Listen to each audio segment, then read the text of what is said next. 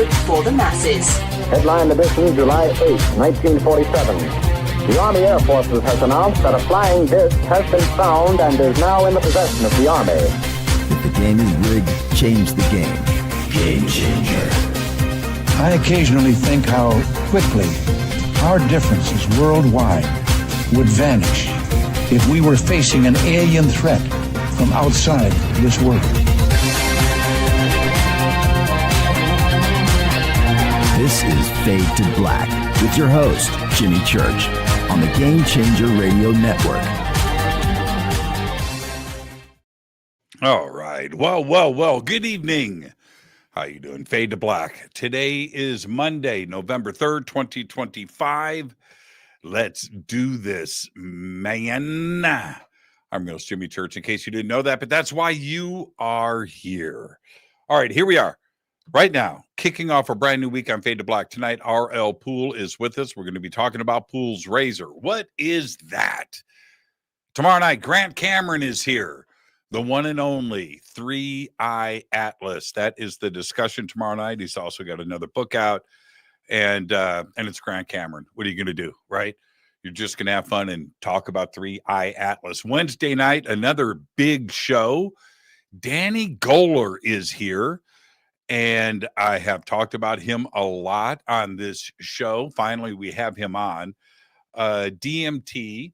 And he is, go and check out his videos of him watching The Code with lasers. Yeah, that's Danny Goller. It's absolutely incredible. So that's Wednesday night. And then Thursday night, another huge show. Man, what a great week.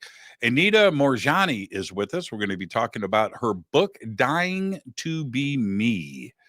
Yeah, wow, what a great week here on Fade to Black. I just love hanging out with all of you, getting my knowledge on. This week, 4 first-time guests back to back. How incredible is that? That's absolutely incredible. Now, I do want to mention I've got the Conscious Life Expo coming up. I have the Sedona Ascension Retreat coming up. I have the Contact Modalities Expo coming up. All of these are in 2026, following that with Contact in the Desert. Then after that, I head to Peru for the Inca Celebration of the Sun, and I come back from that, and then I'm heading over to the UK for the Monty Python Tour of Scotland. I've got that coming up. All of this in 2026, as well as Easter Island. And all of the links for everything that I'm doing are below. All right. I was going to say something today. Oh, man. It involved my Harley. It was weird. I was just thinking about it 5 minutes. I was like, I've got to tell. And now it's gone. Whatever, it was good too. I'm telling you, it was, man.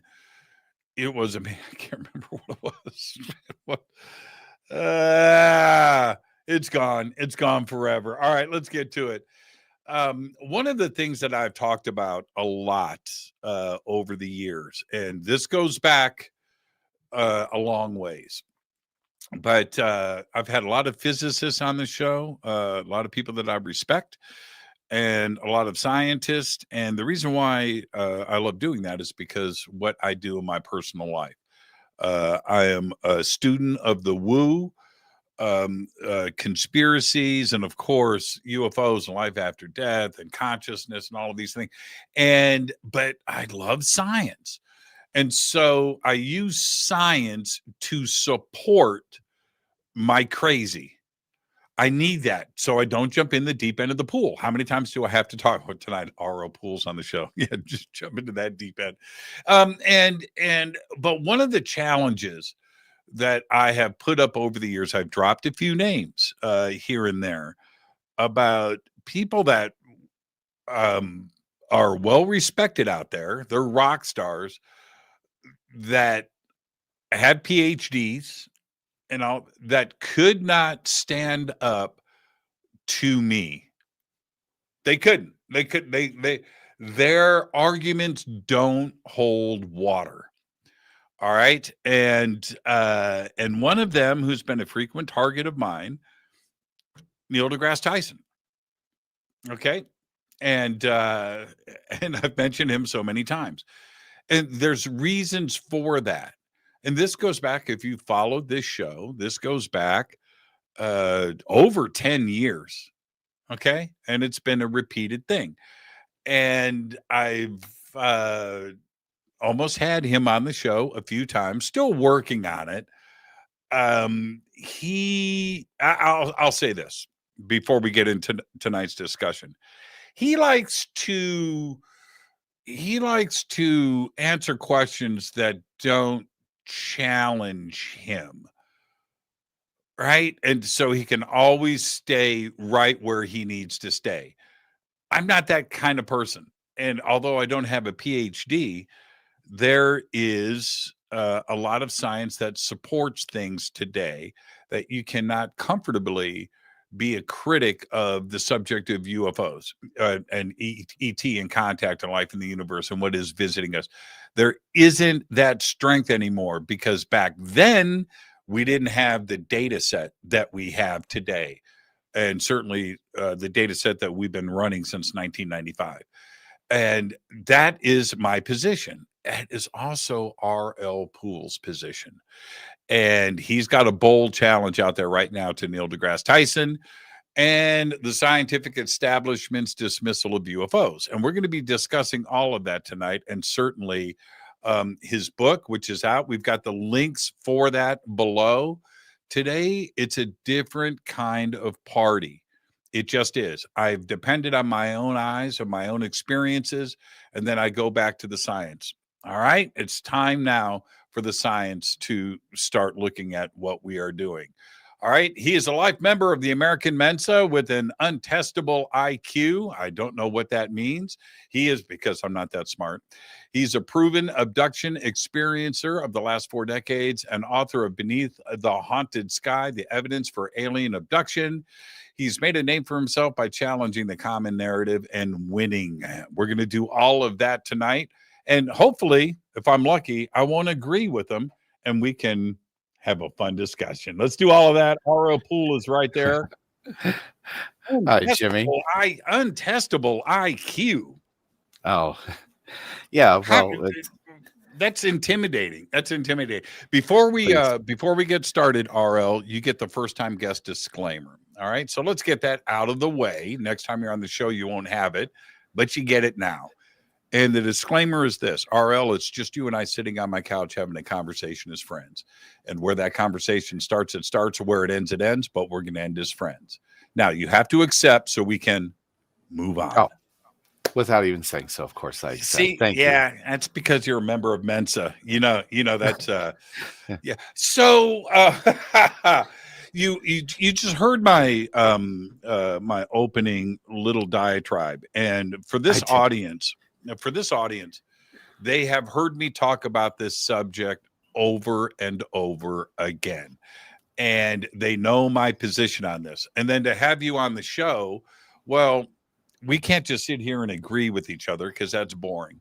So at some point, many points, I'll play devil's advocate in all of this and lift it out of you instead of just being a fanboy. Okay, deal? I think that sounds like a lot of fun, actually. Okay, good. Yes. I had before we get started, I can't remember exactly what kind of attorney he was, criminal, civil, whatever. But so he wanted to come on and do this court challenge of him being the defense attorney for the UFO community. And I was going to be on the stand, and then we switched roles. I put him on the stand and I became the prosecutor, right? Yes. I got to say, I chose the wrong career. Damn, I could have been a good litigator. Yes, right. There's a lot of good arguers out there. Now, the thing is that I did that 11 times before I even started writing the first page of that book. I played both sides of that court. And,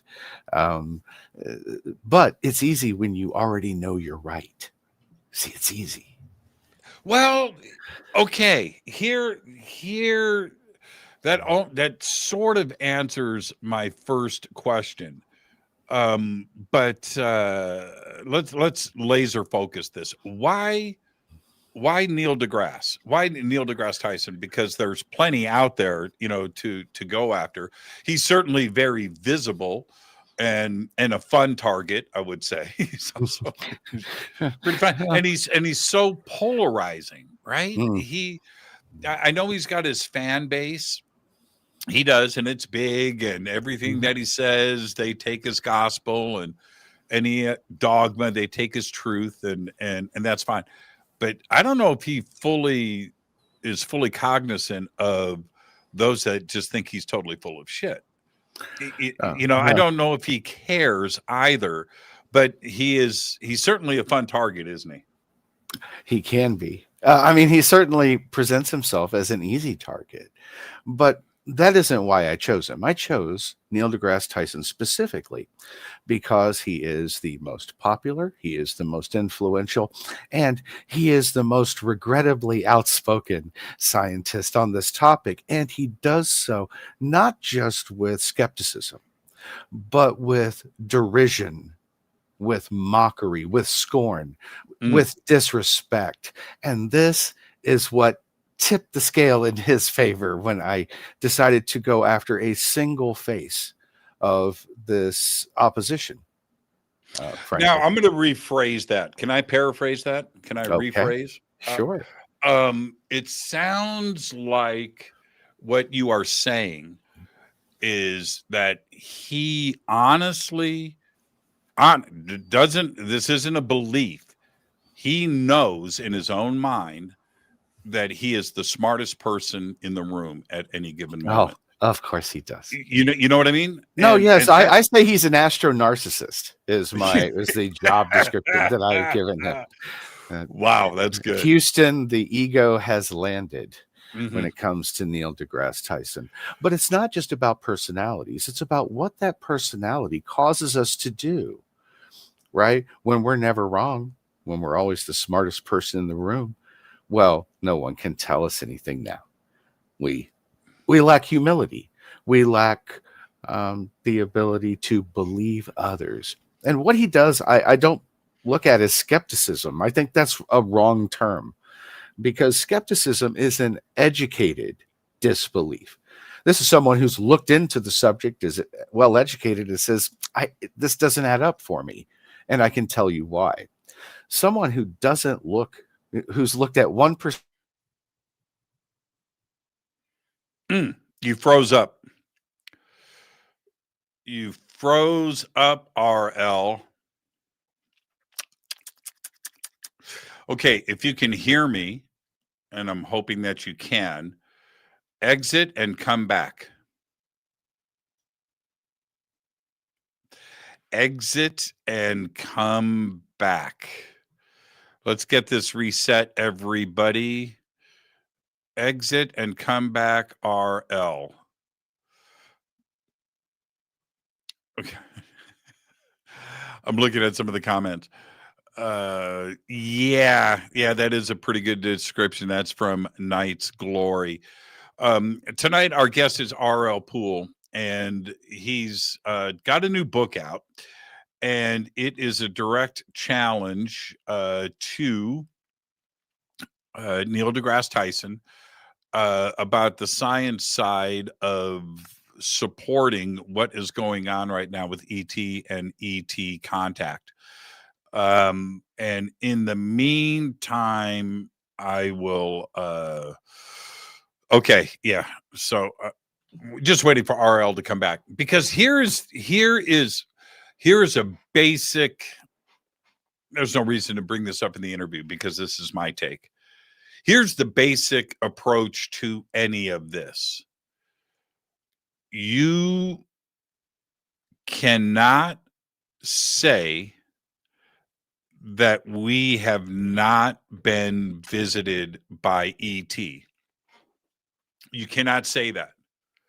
That is, you don't have any facts to back that up. There are no facts. When we look at the eyewitness accounts, including my own eyeballs, the things that I've seen and done and experienced, that is real. Nobody will ever take that away from me. And the other experiencers out there that I have had hundreds of people with me, right? And to witness these things, it's absolutely incredible when it goes down. And right now, yeah, of course we have Congress and the hearings and the media and the other side of what is now supporting what we have been talking about for years. And now we have 3-Eye Atlas, and this is pushing the conversation out there now. We have the conversation happening. That is where we are today. You cannot dismiss what has been witnessed in the skies for thousands of years. You just can't do that. So there is no proof that we aren't visiting. Now, what do we have proof of? That every star has a planet. Every star in the known universe. Every star. That's insane. And the numbers are so big with that. That supports what is going on here on Earth. It just makes sense. And I say it over and over again. I'm just waiting for RL to come back. But setting the stage for this, that there must be not quite infinite the amount of life out there in the universe, but it's a lot. And it is a huge number. So with that, how much of that is aware of Earth? Well, you've got to flip the coin. And this is where I would go back at Neil deGrasse or anybody else that wants to say no. It's very, very simple. We are looking for exoplanets. We have found 10,000 exoplanets, where 30 years ago we were at 0, we were at 1.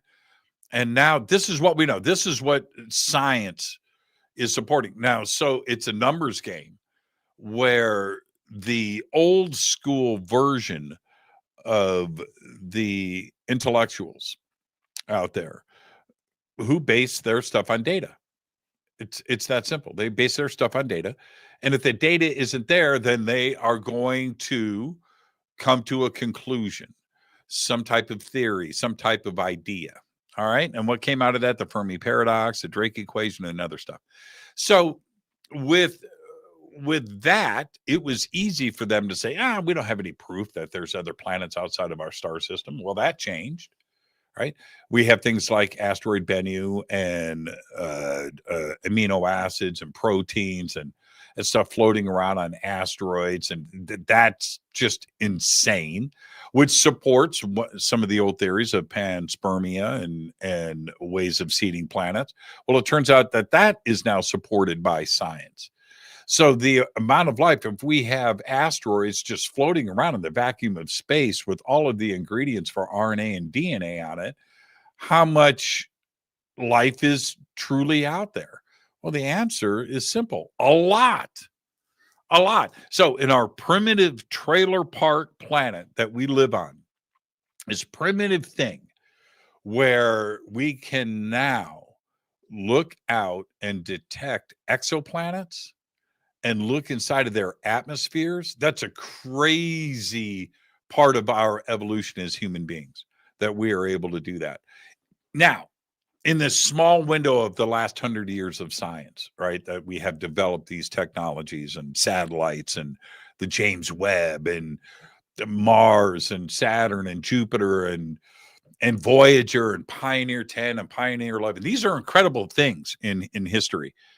So if that's where we are at right now, where are we going to be in 100 years, in 50 years, in 100 years, in 200 years?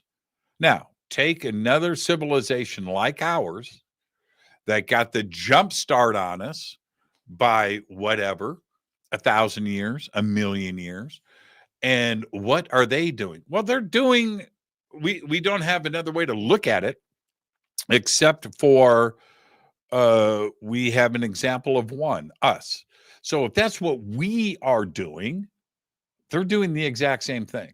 And if they've had a leap on us, right? They detected us and they have come out here and checked us out. I'm not talking about one civilization. I'm talking about thousands. Thousands. Thousands. It's an astronomical number. And they don't have to, looking at this planet, just like us looking at other planets. If they look at us 2,000 years ago, if they're 2,000 light years away, or 5,000 years ago, or a million years ago, what kind of life did they see here?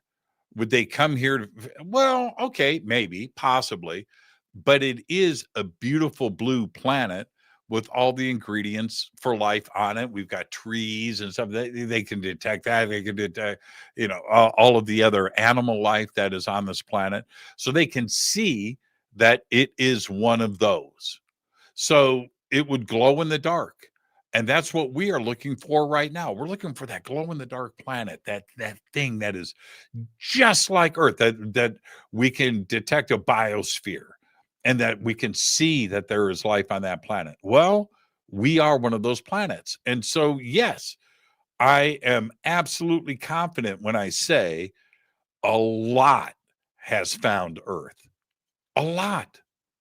A lot. And there isn't another way to look at it. And so when we take a look at the science community, I think that there are those out there now who, astrophysicists, theoretical physicists, cosmologists, astronomers, that are, when your life is completely based on numbers and you're looking at the size of the universe and how many galaxies, how many stars in each galaxy, the formation of stars, and then the formation of planets, and how all of this happens in such a structured way, where we now know that the question of just being alone is answered, right? There are, the only planet, the only star system with planets in it, where we've got 8, 9 planets here. We're looking at exoplanets right now, one at a time. We found a few star systems like TRAPPIST that have more than one planet. Okay. Now we have 8. If we just base what we have right now on our own Milky Way, where there is between 500 billion and a trillion stars, well, then that is at least a trillion planets. A trillion right here in our tiny little Milky Way, let alone Andromeda and everything else that is around us, right? You need to really stop and think about that. And that's where science is starting to back up, going, well, there's a lot of life out there. There has to be. So I did a thing about 10 years ago. I guess RL has got some serious computer problems.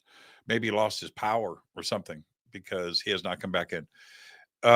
Is this, I mean, how crazy of a thought is this? When we back up and we think about numbers and the possibility of an identical Earth being out there, okay? Trip on this. If you have a deck of cards and you're playing poker with your friends and you shuffle the deck and you've got 4 friends in front of you, there's 5 of you playing cards, and you deal out 5 hands.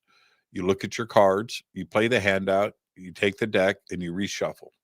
How long until you deal out an identical hand again?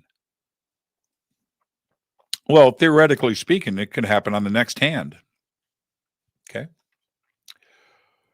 It may not happen on the next hand. It may not happen in the next week, but eventually you will shuffle those cards enough to the point where you will deal out identical hands.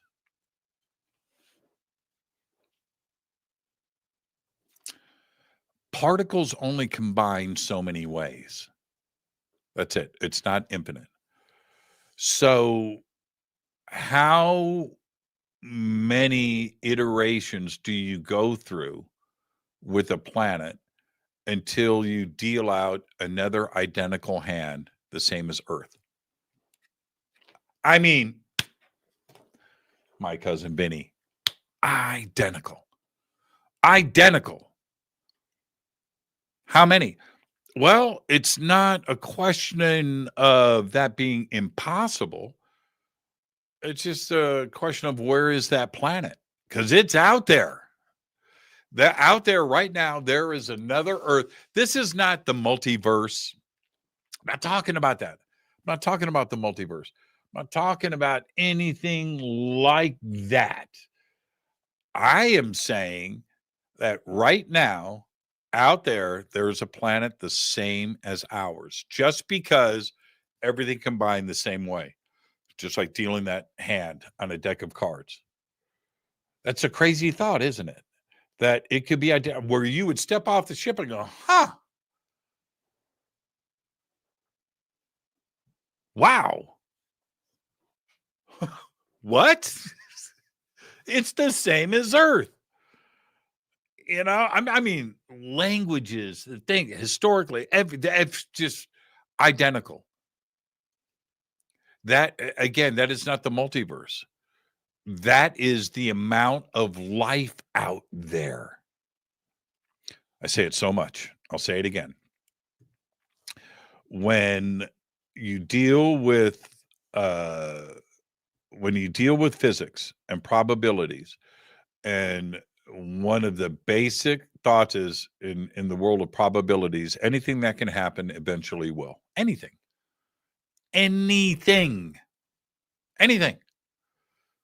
So if you just look at it that way, what I just said to you is, it's just fundamental. It's basic that out there right now, there's another planet, another Earth, identical to this one. Identical.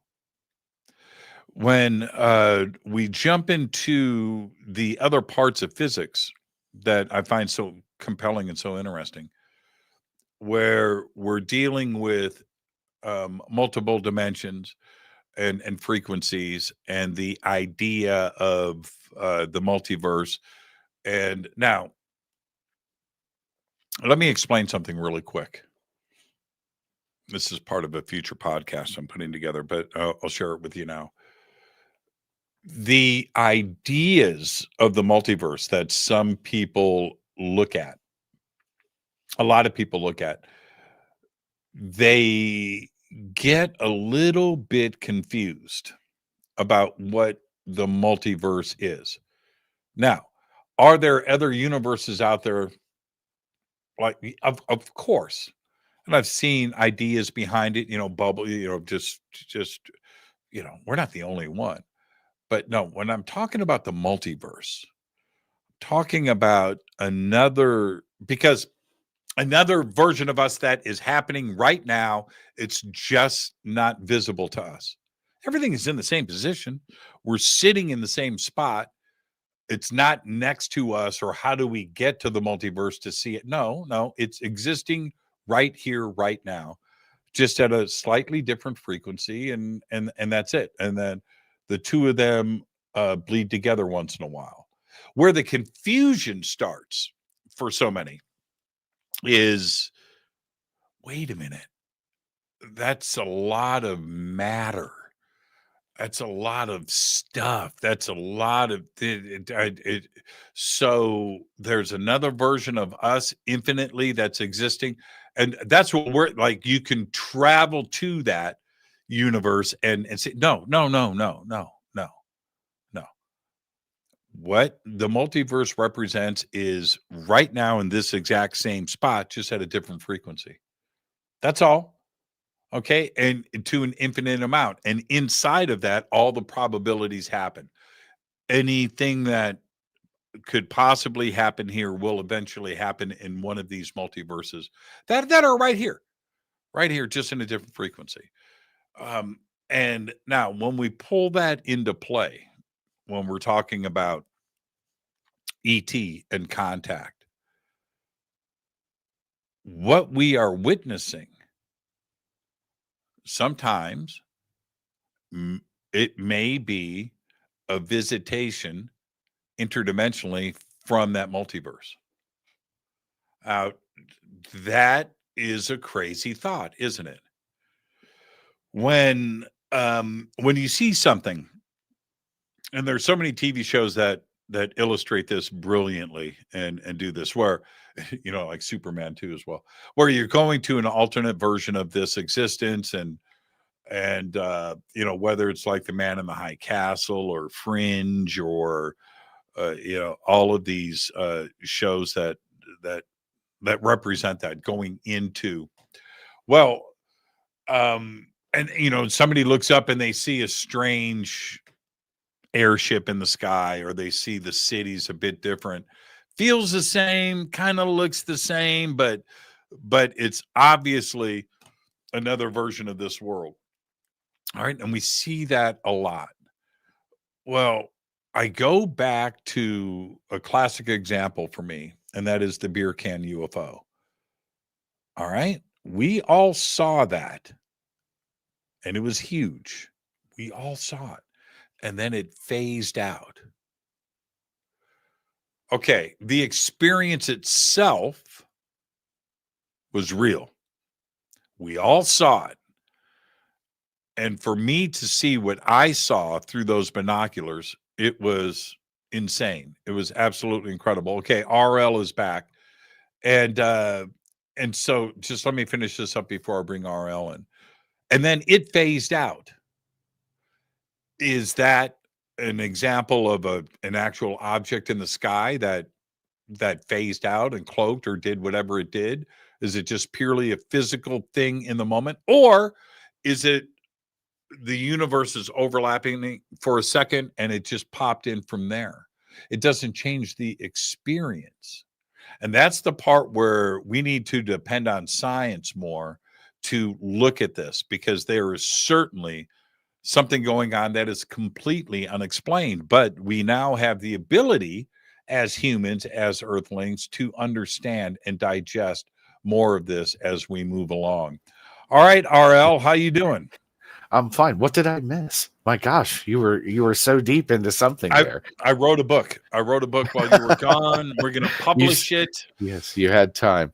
Sorry about that. Right in the middle of what I was saying, my internet just completely cut off for no reason whatsoever, right? It's fine. Well, I don't get a chance to talk often, so the audience just got 30 minutes of me just letting loose. I mean, because of my frustration. I have said, we were talking about Neil deGrasse Tyson and why he's the perfect person to pose a challenge like this to. Yeah. And you're right. It's because of his status. It's because of his ego. And no matter what somebody says to him, no matter what it is, it doesn't matter. He'll challenge anything. He'll flip it back. No, actually, you're wrong. And let me tell you, he's never wrong. He's like the Jordan Peterson of science. Somehow, it's he wants to keep going deeper and deeper. I saw him on Joe Rogan, number 1347. I'll never forget it.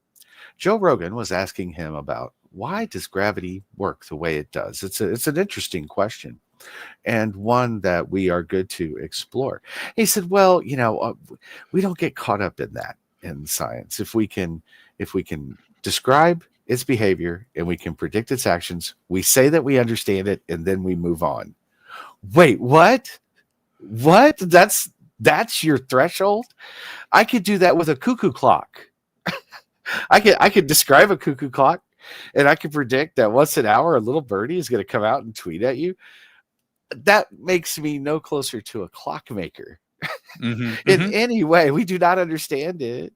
And then it's like saying that now that I can tell you all about a cuckoo clock, I understand time. No, you don't. There are layers and layers. And he is an extremely uncurious person about topics in which he has very strong opinions. And so when you are 99% sure about something and you've only looked at 1% of the information, well, that math tracks, I think. And he is very representative of a large populace of science enthusiasts. And he is responsible for what he communicates to the public. And what he is communicating, at least on the topic of UFOs, is completely, wildly, in some cases, not only incorrect, but damn it wrong. really think reckless. do you think that well, he's going to come out on the wrong side of the fence here eventually, right? Yeah. But do you think that he cares? I think You know that what I mean? I think Does it's he about really? ego. I don't think it's about legacy. I think it's about ego, because if UFOs are true, think about it for just a moment, Jimmy. If UFOs are real, and they are, and they're here doing impossible things that defy our physics, well, then our physics is wrong, which means he's wrong, which means everything that he's learned, really most of his entire life, is wrong. And I think that is a surprise to him to find that out. And I think he wants to resist anything that exposes the fact that human beings were not quite as smart as we think we are. We're not quite as capable. We're not as tuned in to the fundamental forces of the universe as we would like to be. And we simply have to accept some of our own limitations, I think, in that way, and be humbled when we see something that so clearly defies what we call laws. Physics is the only place I know where, when there's something that defies the laws of physics, they don't change the laws. They debate the existence of the thing that broke them. I mean, it's such a weird transfer. Well, it is, and here is the extension of that problem: is that the positions that are taken today are based on current knowledge of the laws of physics. Current, okay. Any advanced civilization is onto another level of an understanding of all of that stuff that they don't want to consider, contemplate, or ponder, because it is outside of where they are driving, and they don't accept. But here's the problem with that: the discussions that we are having today about the multiverse or interdimensional stuff, or quantum science and quantum mechanics and quantum physics, that's all insanity, where these things were voodoo black magic 200 years ago. But today we just blurt these things out because our level of understanding increases every day, and we have an understanding. But you can't look at an advanced civilization as having the same understanding that we do today. They have moved on, and that's a part that, it defies all the laws of physics on how they would get it. How do you know how they're getting? Tell me how you know. Right. Well, so how they are getting here. Yeah. So here's what. Well, because the only way that a scientist, a physicist, can imagine is linear travel, just stupid linear through the universe travel. Oh, we're going to try to get up to light speed. Oh, okay, good for you. You're still too slow. You're still too slow, because that isn't how they do it, obviously. But when we have Michio Kaku, who was on News Nation, he's another one. Likable guy. I like the way he talks, but he says, we have these frame by frame where they are exceeding any speed that our craft can do, that they are doing transmedium motion. They can dive into the water without a splash, come back out, go straight up into space. We have nothing that can do that. It doesn't have control surfaces. It doesn't appear to have any type of propulsion that we can identify. The right angle, high speed turns that it takes produce G-forces that no human pilot could withstand. That these are materials that we have not even the closest imagination to know how to construct or build. And then he says, but we need evidence. Like, what? You just said all of these things that are evidence. Okay. And then says, but we need evidence, which, by the way, they have not ever taken the time to define. You see, we have these kind of scientific blowhards like Neil deGrasse Tyson, who are out in the public sector saying things to you to manipulate you with words. And he says, extraordinary claims require extraordinary evidence. That is Sagan's razor. That's what that is called. And it is a lie. It is a lie. That is not how science works. There are no such things as extraordinary claims. There are just claims. There is no extraordinary evidence, just evidence.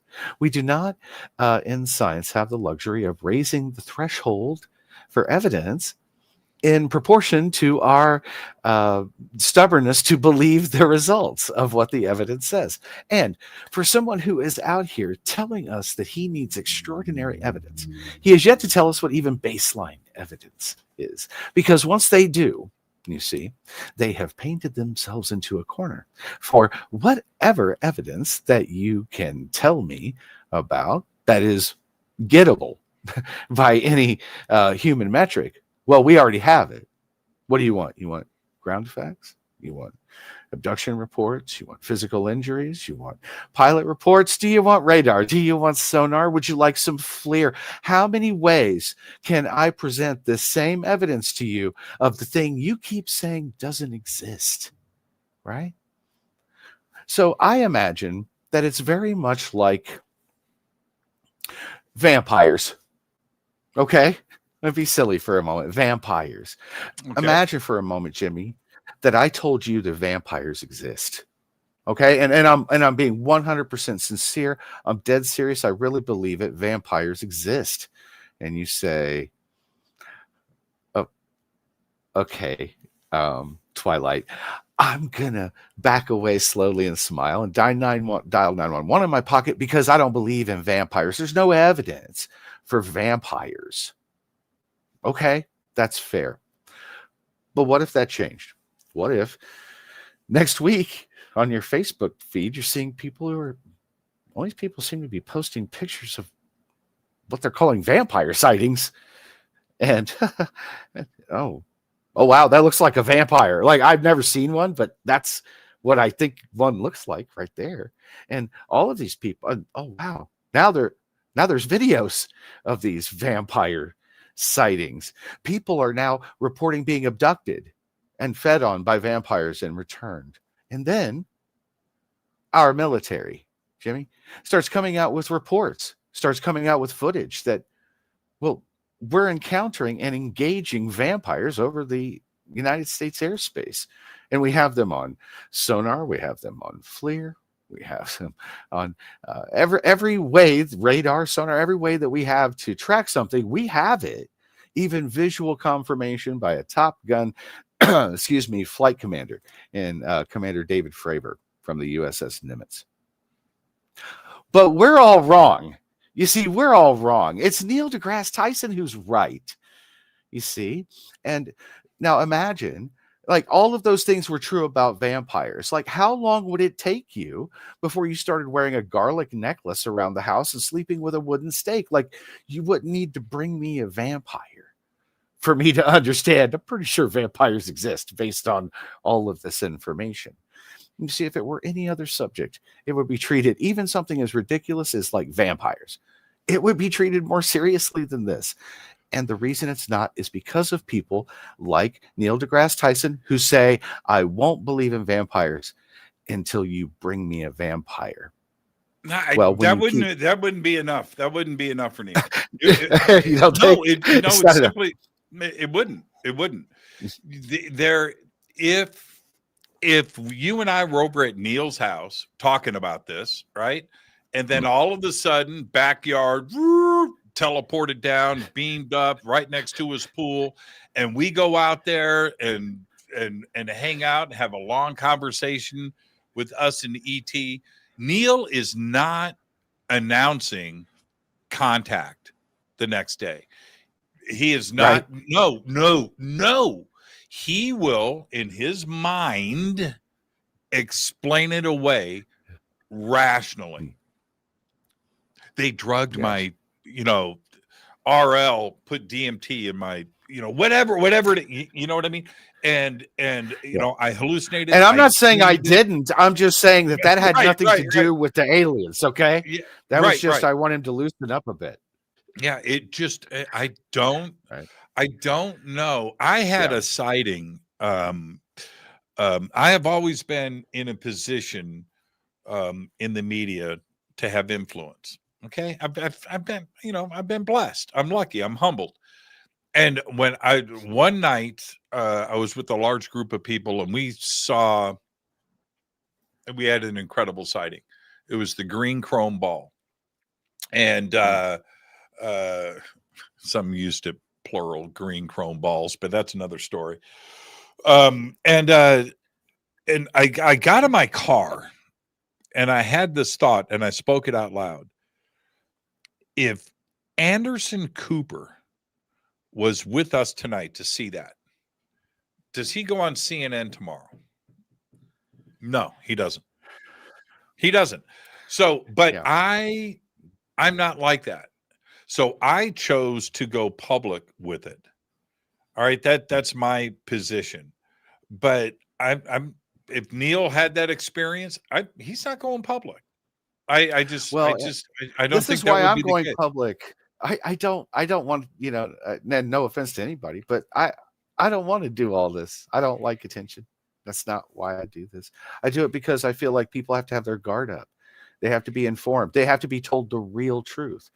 And the way that I'm able to take him on so successfully, that, okay, yeah, I'm in Mensa and stuff, but he's an astrophysicist. I should not be able to out argue an astrophysicist on this subject, except for one tiny detail, is that I've been repeatedly abducted by a species that we know as the small grays. And that's happened to me over the course of 40 years. So when he dismisses alien abductions, well, I automatically know he's incorrect. So the way that I wrote this book and the way that I formulated my arguments is I decided to kind of back engineer and say, where did they go wrong? Because it's true. I've experienced it several times in my own lifetime. I've had to deal with that trauma, that complex PTSD, that ontological shock, the very jarring experiences it can sometimes be. And to hear someone openly using science as a cudgel to mock people like myself, who, do you think I don't know that I sound crazy? Yeah, if you credit me with being intelligent, then I'm aware of how this sounds when I say little gray people have abducted me for 40 years. Yes. And that's how important it is. That's how important it is that people like myself, who know we're going to be mocked right off the bat, will still come and tell you anyway. When we hear the horror stories about the men in black or the government or people having their reputations destroyed, what have you, we still come forward anyway. It's that important. It's that true that I'm willing to risk what I have and who I am in order to tell other people, so they don't have to feel alone, that they can trust their own reality, that they're not going crazy, and also you might be able to prevent it. In my book, Beneath the Haunted Sky, The Evidence for Alien Abduction, I talk about how I've been able to successfully stay abduction free for the last 2 years by changing some behaviors and by changing my schedule a bit and noticing how they operate, and then putting things in contravention that discourage it. You don't have to have amazing technology. You just have to think in terms of, well, how do they like things? Do it the opposite, right? It's not a hard concept. So if they have habits, if they have methods, well, then those things can be exploited a bit to turn things to their disadvantage. Not to make it impossible, but just, it's risky. And they are risk averse. It's one of the things I know about them. But when people like myself put it all on the line, how can someone of any empathy not say, let me at least hear this person out? They seem to be very sincere. Well, at some point, and I went through this, you just can't give a shit about yourself anymore. You have to think about everybody else. And that's a tough, so many don't want to give that up.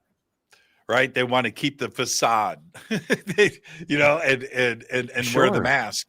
I took the mask off a long time ago, and the science community, and specifically theoretical and astrophysicists, cosmologists, astronomers, they're intelligentsia. They're very smart. They've been on an education path, and they're in the zone, and you know that's just where they are. But for some reason, Yeah. they are reticent to expand thought. I had Lawrence Krauss on the Well, show too. I yes. had Lawrence Krauss Oh, I on the love show 2 Lawrence. weeks ago. Yeah, had him on the Yeah. show 2 weeks ago, and I sent him my book. yeah. So anyway, I Lawrence is on did. the show, and he said, he goes, the same thing that you had said earlier, but it's the common thing. Well, you know, you approach the speed of light and infinite mass and time stops, and you know, no. I'm like, dude, what makes you think that is how it's done? For Take 1 your second, why would you imagination. think that? Why would you think? Take your imagination, pop it out, and let it go, and you're still not close to what they're doing. So they You're not. explained to me, if you want to know, they gave me like a very shorthand explanation. I don't know if Sure, it will me make here. much sense. And even if people don't believe me, this is what they said. Okay. So one of my, you ask questions, you know, and you know, like what you said earlier was so cool. You said, when I had that sighting, that I kind of just put my thoughts out there, you know, your intentions and your thoughts out. That's a very important thing. And I've done this throughout the years of my abductions, and sometimes they answer you. Most of the time they don't. Sometimes they answer you and the answers don't make sense, but this is what they told me about how they travel.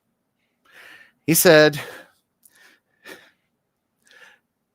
notice the bubbles in a glass of soda. He said, now notice that the bubble will travel from the bottom of the soda to the top, and that everything inside the bubble is immune to the effects of the soda around it. And he said that's what they do. They basically create a singularity around their ship, which pops them out of our dimension to its own dimension. And inside that dimension,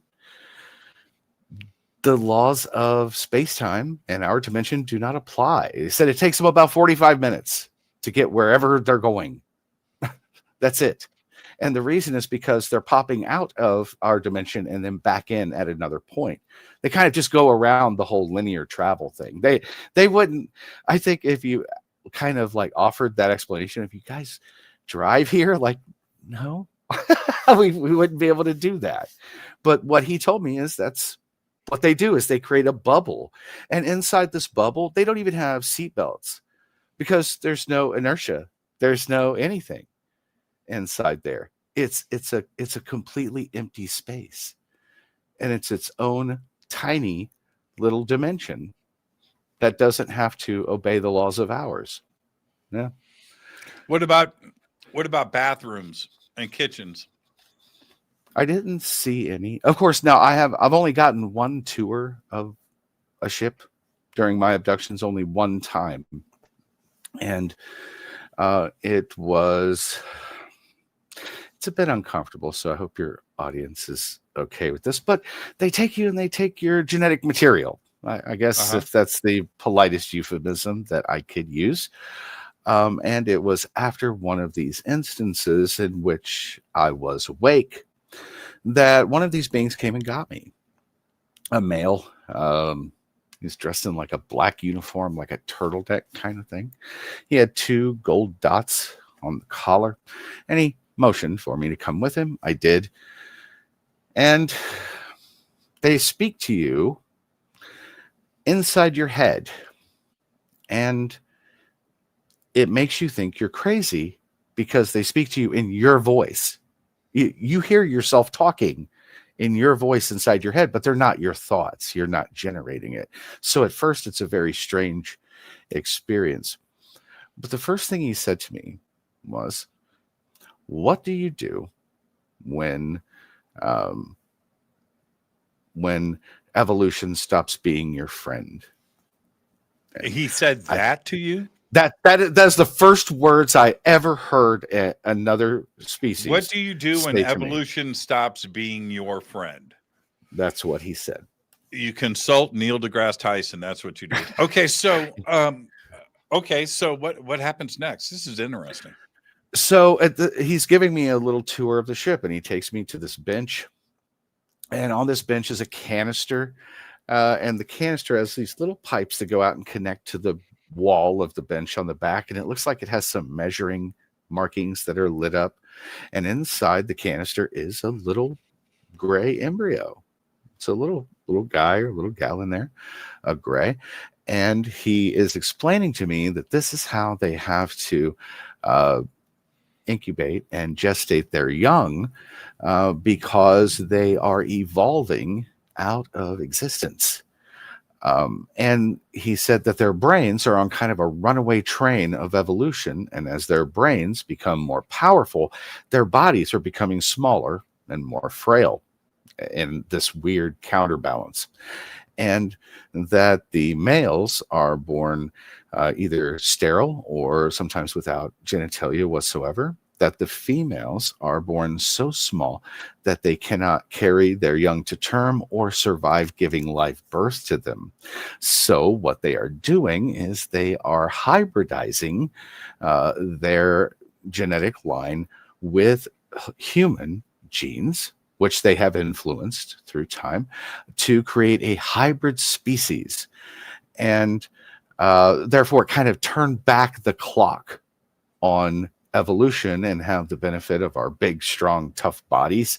I'm like a silverback gorilla compared to them, as far as like size and strength. And so that with their also highly capable intellectual and their evolved psychic abilities. You see, people think that because Grace can talk to you inside your head, that you're psychic. It doesn't work that way. They explained that too.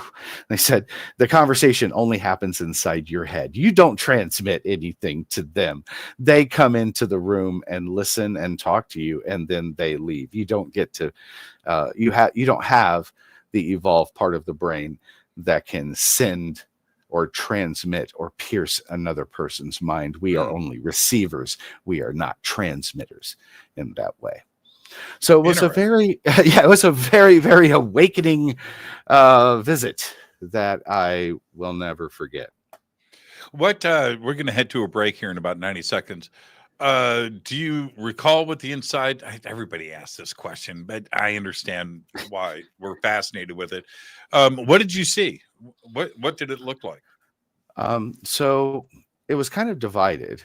I was in a room that was a white room it had like a table, bed kind of table, and it had a row of oval windows, and I could see out, and I saw space. I didn't see planets. I didn't see sky. I saw space. When he came and got me, the doors opened. I walked out, and it was kind of split. There was a very large area to my right that had like a very simple low guardrail, and behind it were other humans like me in their pajamas, males, females, and they were all kind of wandering around, kind of lost, dazed. They have some way of like keeping you nerfed in a way where you're like awake, but you kind of don't know what's going on. You're kind of out of it. I've experienced this myself. And so it was like a gray floor, gray walls. There was a man who was standing like very, very close to one of the walls, and he was talking to it like it was a person, like he was like hallucinating or something. I saw a woman in like a nightgown that had teddy bears on it, and she was barefoot, and she was just walking around, just awestruck, just like she was trying to figure out where she was. And it was like a very like dark slate gray flat. The other side was beige. It was well lit, and it seemed to be that's where the other grays were working. They all had black uniforms. like the person I was being escorted by. And they were all standing, and they seemed to be all looking at different monitors. Complete silence. There was complete silence on the ship. There was no noise that I could determine. And when he spoke to me, I did not speak out loud because it was so quiet. It makes you feel weird about breaking the silence. I didn't want my voice to. It felt sacred, that silence, and I didn't want to break it. So I would just answer back inside of my head, and I saw, oh, you hear me? Yeah. And he said, yeah, I'm in there. That's how we do this, is I'm in your head, so I can hear you while I'm in there. But when I'm not, you can't get to me. And that's how he explained it. Yeah, that makes sense. Let's, RL, stay right there. Let's take our break. This is Fade to Black. I'm your host, Jimmy Church. Our guest tonight, RL Poole. When we come back, we're going to discuss Poole's razor. RL, stay right there. This is Fade to Black. I'm your host, Jimmy Church. We'll be right back after this short break. Stay with us.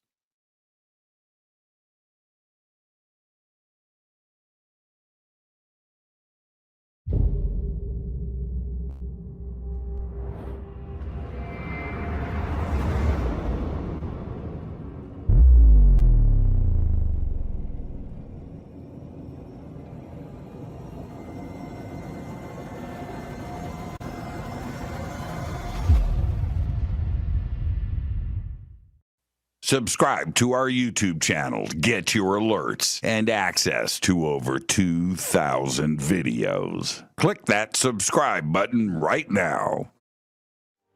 Go to jimmychurchradio.com and get the Fade to Black official podcast. 2,000 episodes, all of them commercial free for just $2 a month.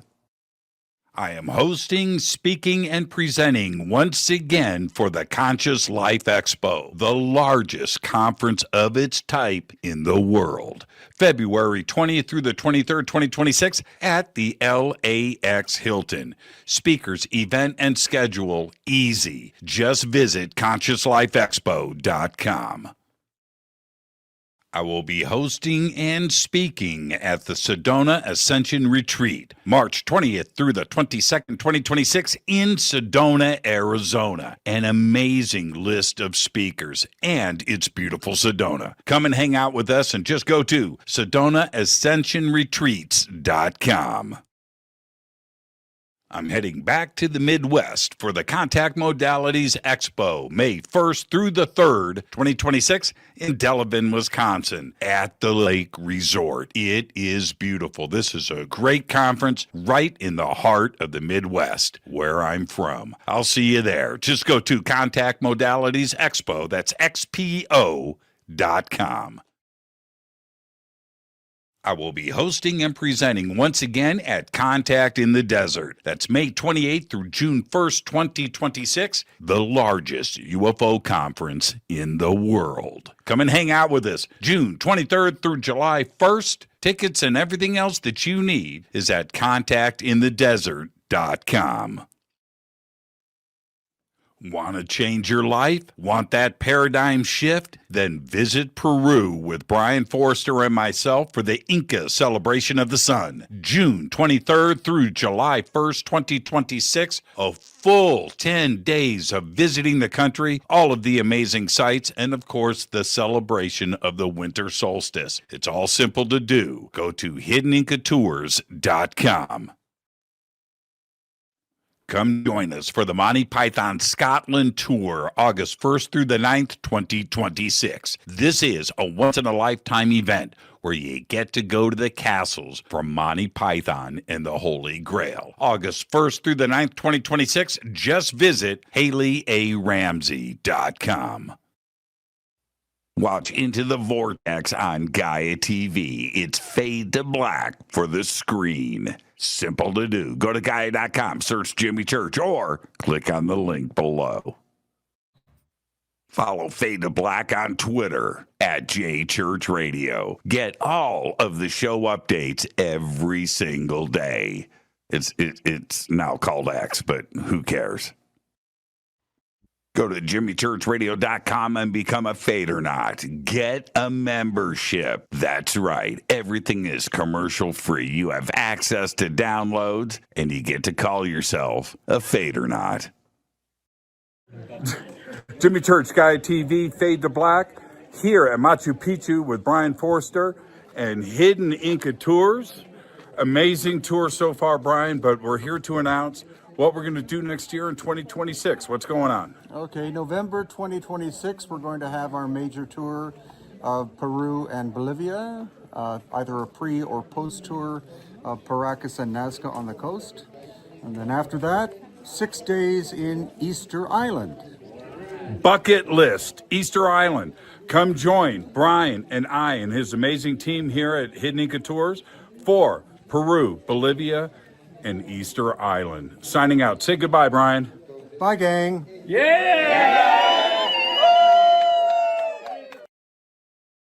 River Moon Coffee, makers of the Fade to Black blend. Truly the best coffee on planet Earth. Just visit rivermoonwellness.com or their Amazon store. It's all simple to do. You can check out the Fade to Black blend, the Game Changer blend, or any of their Black Moon Wellness products. It's the only coffee I drink. It is the best, and it's Doc. Again, rivermoonwellness.com.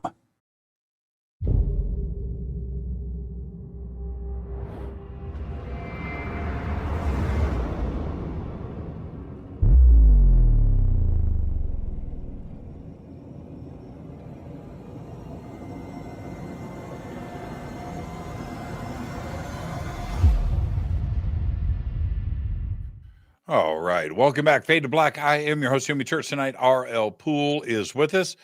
We're discussing his challenge to Neil deGrasse Tyson. His book is out, and the links are below. You can head straight over to Amazon. R.L., what is Poole's razor? Well, Poole's razor is a way of applying logic that cuts through the illogic that we're often told. And it involves ways of thinking that are crystallized logic. And this paralyzes astrophysics who are in denial about and still holding on to these outdated beliefs about UFOs and extraterrestrials. And one of these little rules is that which does not exist cannot create evidence for itself. Yeah, it seems to be kind of self-evident. Well, I know, crazy talk, right? Right. Well, it's such a basic, fundamental thing, but it's also non-trivial. You go to the ocean, you scoop up a handful of water, and there's no sharks in your hand. So therefore, sharks do not exist. Right. Exactly. Right. Yes. Yes. You can't look at it that way. Right. And so this is one of my other problems with Neil deGrasse Tyson is he talks about wanting extraordinary evidence. How about giving me just what regular, plain old, everyday, common evidence would be, right?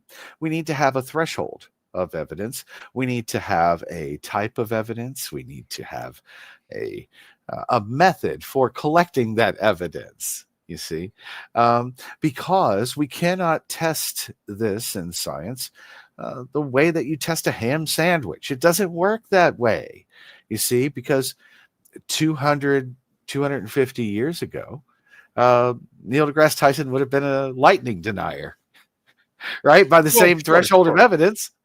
Yeah.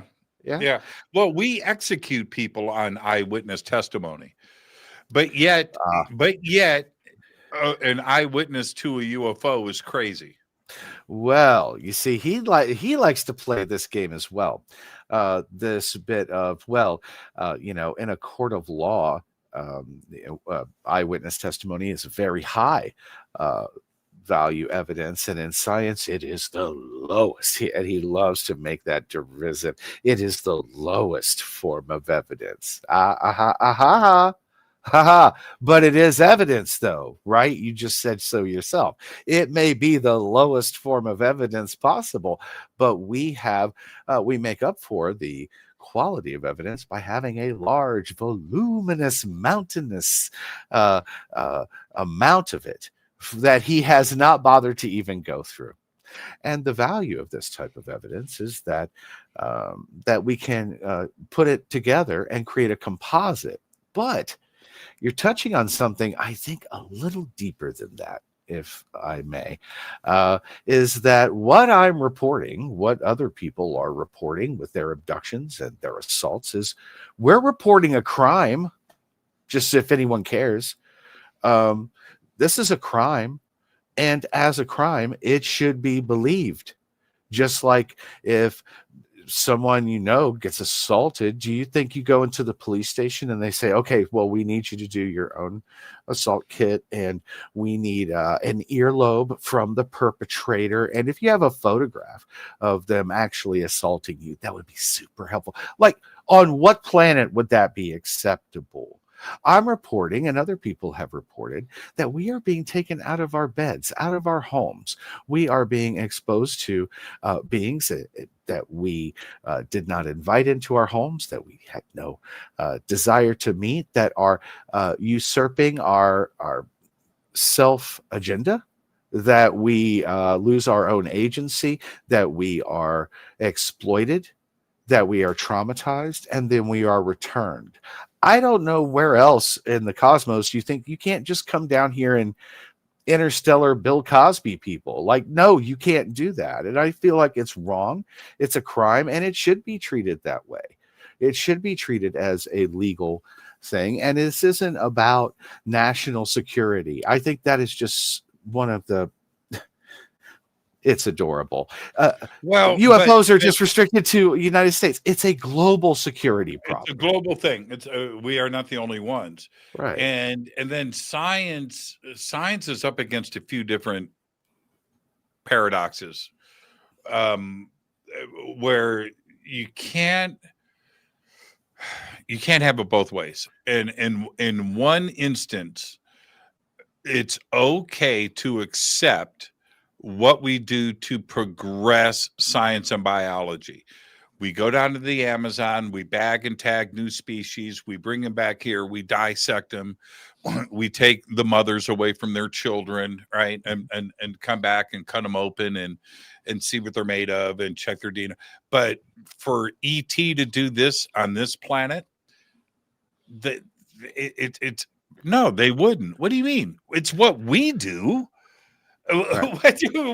We are constantly now bagging and tagging a species is one thing. We do it with plants. We do it with what I mean? But it's our planet, though. Yeah. But it's our planet, though. You see, right. That's the difference. Now, if we go, but when we go to Mars, what did we do when we went to the moon? We brought rocks back. We brought dirt back. We brought everything that we could from the moon, and we brought it back. And we're doing that on Mars right now. We're going around in school. We don't know how we're going to get the stuff back. Yeah, but at least, you call it bringing back rocks and dirt. I call it prospecting. Well, it is. Well, we just did that with asteroid Bennu. We went out there, scooped it up, brought it back, landed it in the desert out in Utah, and observed. Well, ET. Of course, that's what they're doing. It's about science and learning about the neighborhood that you live in. We are a resource to exploit. Sure. I mean, well, certainly, we are interesting. We are looking for interesting stuff too. That's what we're doing. We're out there looking for exoplanets and looking into their atmospheres, and ET is doing the exact same thing. Don't tell me that they're not. Only that they're really good at it, and we're terrible. Yeah, we're at the very beginning stages of something they've probably been doing for millions of years. You see, why does science, although it's changing somewhat, but why is the majority of science so adamant that we are all there is and there's no reason to contemplate something else? Well, we're nothing if not anthropocentric as a species. You have to admit. I mean, there are people out here who are even like, oh, aliens are just us from the future. Like, everything has to be about us. And I can assure you, I've met them personally. I've been this close to them before. They're not us. They're from somewhere else, and they started a long time before humans did. But I think that we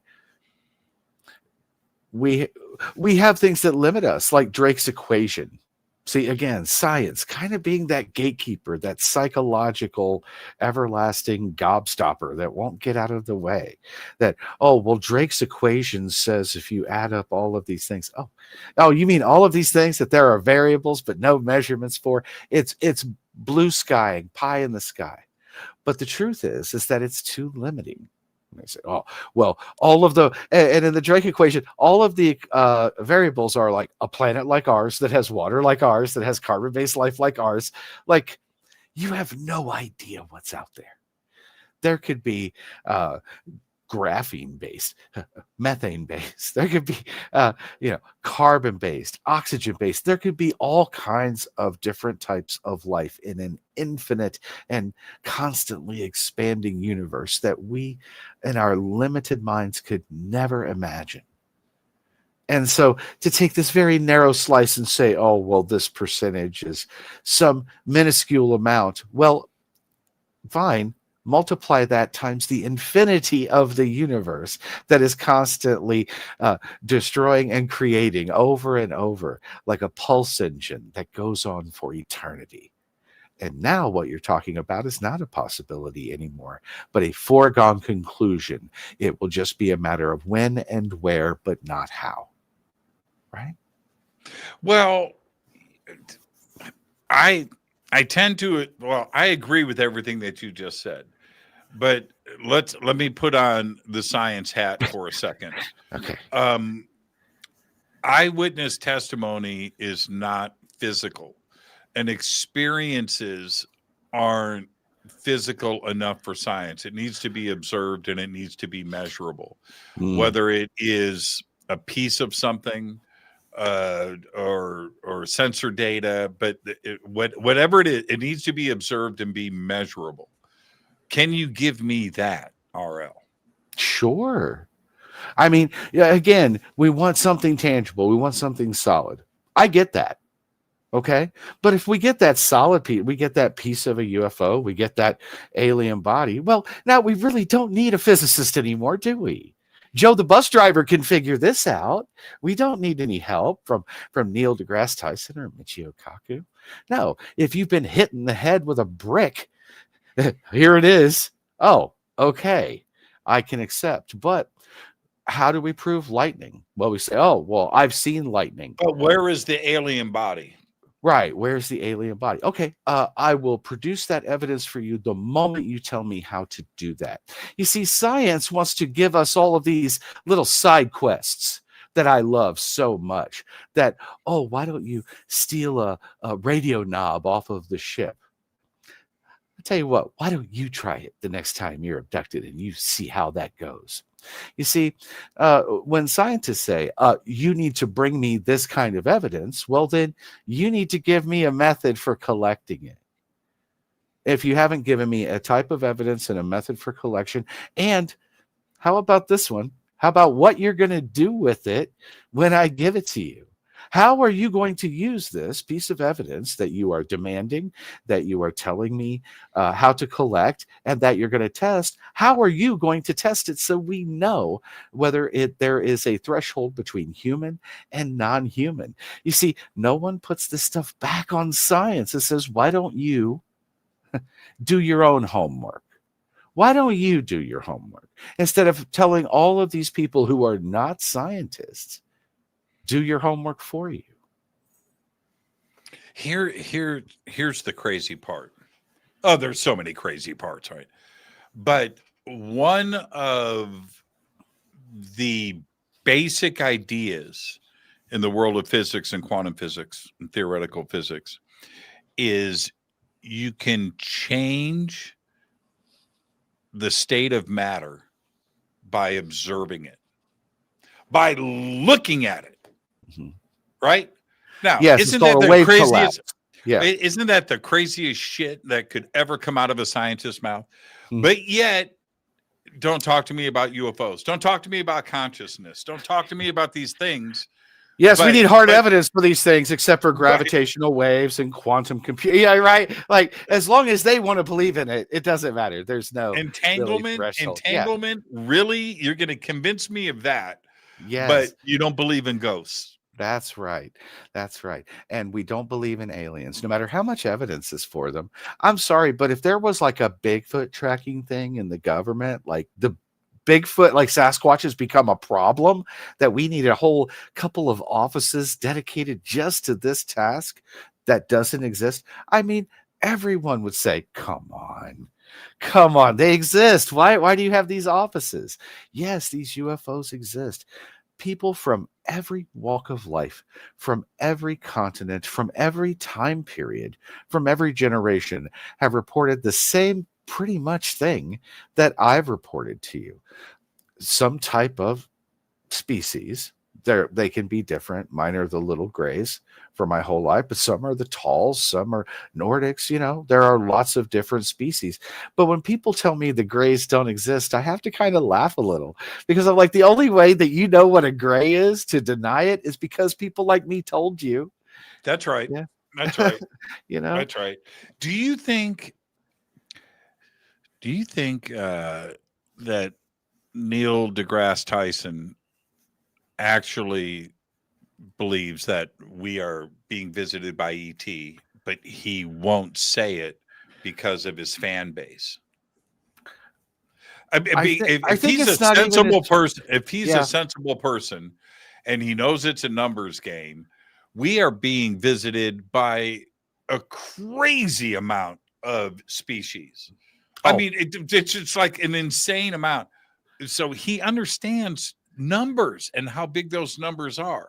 But he tries to twist it around, actually. He tries to twist that around. For his fan base. Yes. Yeah. So he has taken the character arc of the skeptic, the diehard skeptic, despite the facts. But I wanted to say, you said something there just a minute ago, and you said, how did you put it? Do you think he believes? I think that he believes that if there were aliens, advanced intelligence, that they would want to come visit him. I honestly believe that.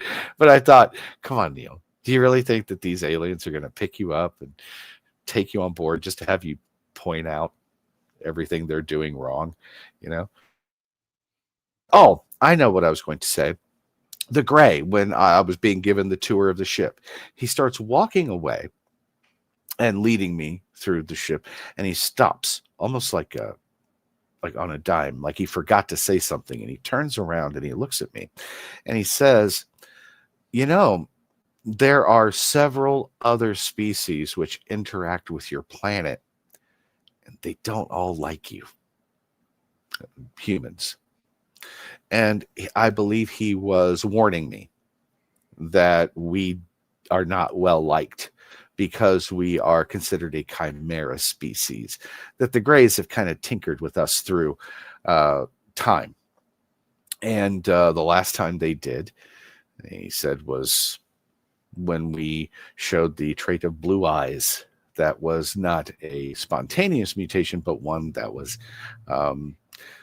done because of them splicing their DNA into us.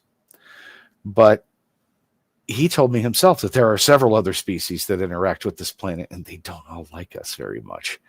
And so to be very cautious. And so I don't like the idea of reaching out to UFOs with our brainwaves or laser pointers or anything. We should keep our head down. We should be safe. And if we see one of these craft, we should go the other way. Because until our government is going to start responding to this appropriately and proportionately to protect us, then you are, without meaning to, putting yourself at the mercy of an advanced species who can blow by. There's no bouncer at the door of this planet. They just come right in. Yeah, I don't. Yeah, you're right. Except I don't know if they really give a crap. There isn't a reason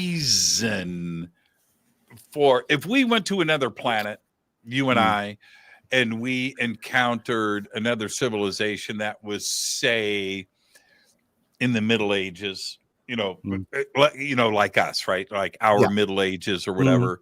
Sure. Do we give a crap? Do we feel threatened? Do we give a crap? No, they're not threatening to us. We are not threatening to any. Well, what about our nuclear weapons? And it rips a hole in time. No, we are not a threat to anybody.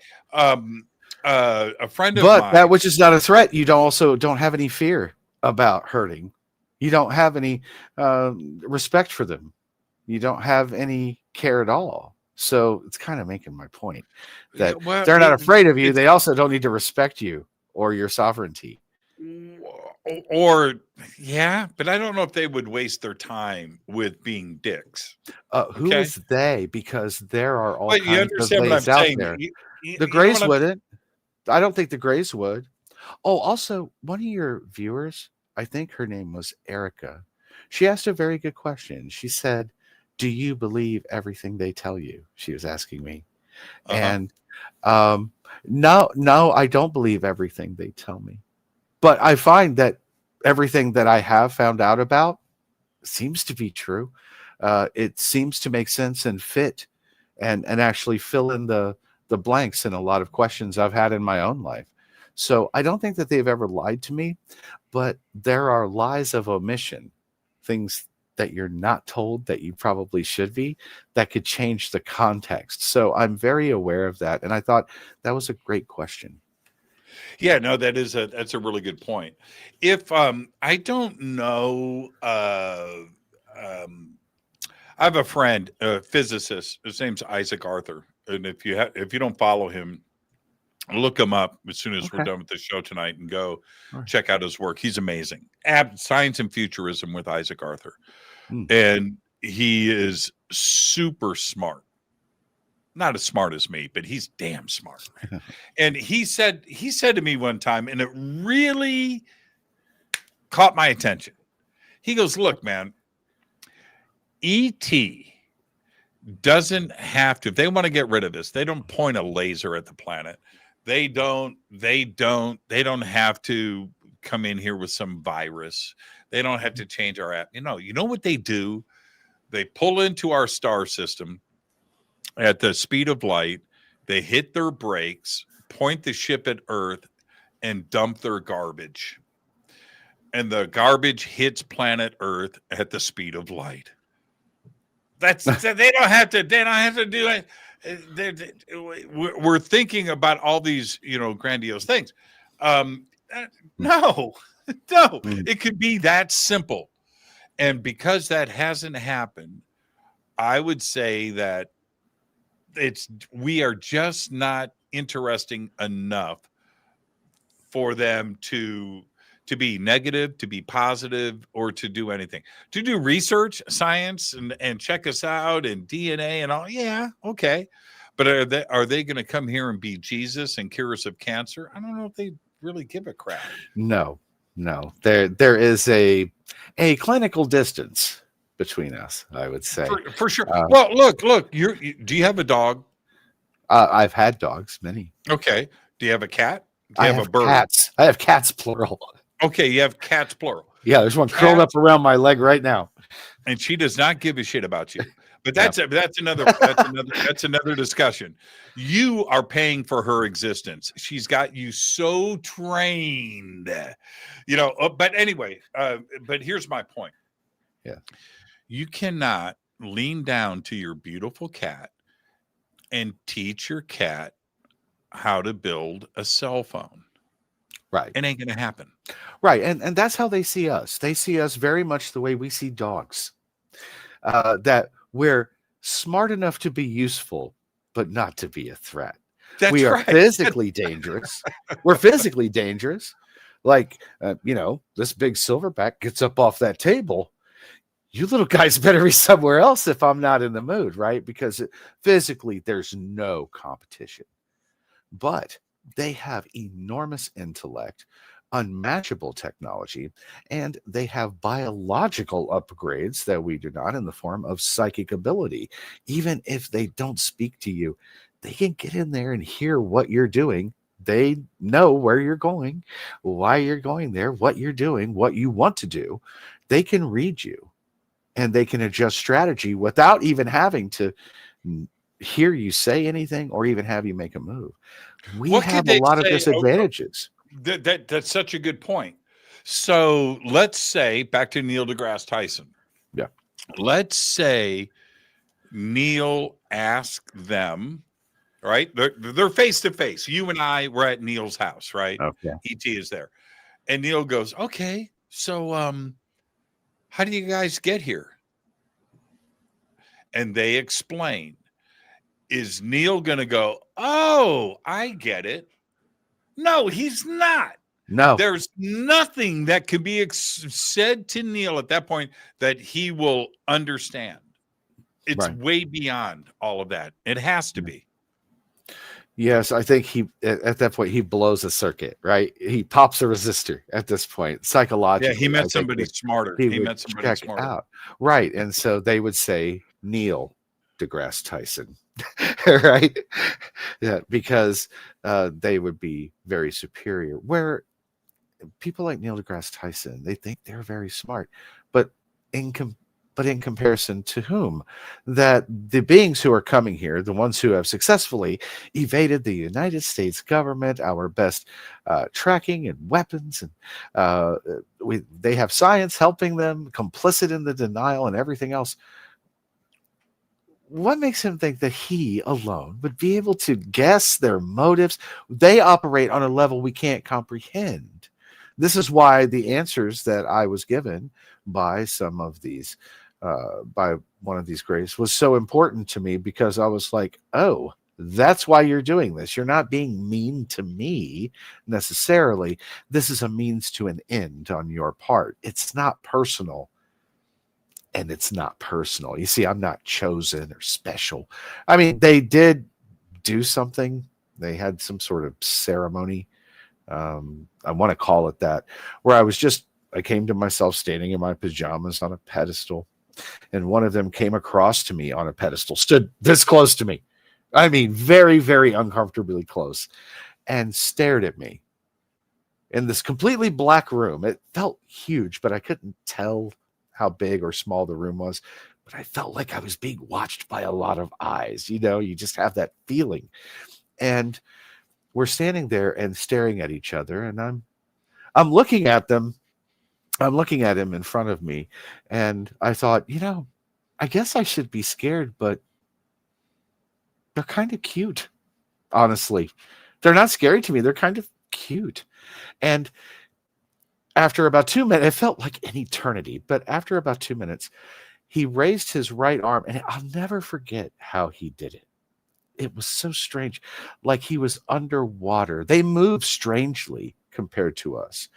When you ask a human to point, they just do that, but not them. He raised his arm almost like from the back, and then slowly uncurled his finger, and he touched me right here on my chest over my heart. And inside my head, this voice boomed a single word: guardian. Guardian. Of what? Of what? And No, are you the guardian? Or is no. he?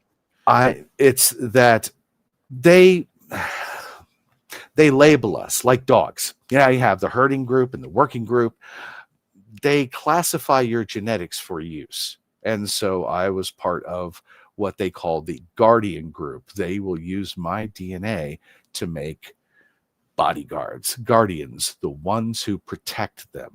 So whenever they get into trouble with a species, is that a physical thing or it's a physical thing. Well, I think it's both. That I'm not afraid of much. Something about being autistic, like short circuits some of your fear, at least in my case, which can be good or bad. Oh, whoever said Skinny Bob is super cute, Skinny Bob, that's them. Just so you know. Skinny Bob's real. That's real. That face you saw was the face I saw. That's them. That's not the face footage I've ever seen. It's not the face that I saw. And you know what I find interesting about that? that's another problem where skeptics and debunkers have it wrong, right? Because they go, everybody's seeing, different things and different types of ships and different types of beings. Yeah. Why is it just one species visiting? Why would you think that is a really, really bad position? Yes. And here's the problem with that. Let me flip this back to you. Okay. Why doesn't science, all of it, accept this idea? I don't know how they're getting here, but we need to find out. That's it. Just like this that have that mentality. Right. And that's exactly what's missing. And how it's fundamental. It's like the one thing. And so they use this lack of evidence as the reason. Well, there's no evidence. There's no reason to really even look into it. We have pictures, we have videos, we have radar, we have FLIR, we have sonar, we have people who have been abducted. It's like saying that lightning doesn't exist. You say, oh, well, I've seen lightning. That's an anecdote. Well, I've seen lightning. Okay. Well, I've seen UFOs. Well, we have pictures of lightning. Yeah, I have pictures of UFOs. But we have videos. Same. Well, lightning, I've been struck by lightning. Okay, well, I've been abducted. How far down the road would you like to go with this game before you realize that we're both studying something that is in the sky? It is not predictable. It is not reproducible. It is outside of our control. It is a non-natural phenomenon. So we cannot study it the same way that we try to study other things on this planet. You could say, oh, well, lightning, before there was the ability to detect, like Benjamin Franklin was hanging out a window with a kite with a key tied to it, probably drunk out of his mind in the middle of a thunderstorm saying, here, lightning, lightning, right? Just to try to prove that this is a real thing. And so one of the things that I heard them say, which was very unfortunate, on the News Nation program was, if someone is abducted, you should try to steal something off the ship. You should grab something and stick it in your pocket and try to smuggle it out. And I thought, my God, you're not thinking at all. Like that, you don't do that. You don't do that. If you're ever abducted, be calm, do nothing, survive first. That's all I that would matters. I would trade t-shirts. I would give them this Harley Davidson t-shirt for their Zeta Reticuli t-shirt. That's what I would do. It has to be neat. Don't steal. That's wrong. But well, yeah, man. It's not just because it's wrong. It's because you don't know what you're grabbing. Yeah, that's true. It could be poisonous. It could be radioactive. It could kill you. It could kill others. It could be contaminated. Right? Yeah. We have technology we can't even dream of. And he's like, hey, just grab some random thing, shove it in your pocket and bring it to me. And here's my question. Even if I did, okay, let's say I did. I grabbed something off the medical tray, stuffed it in my pocket, didn't kill me. I hand it to you. Now what? Now what?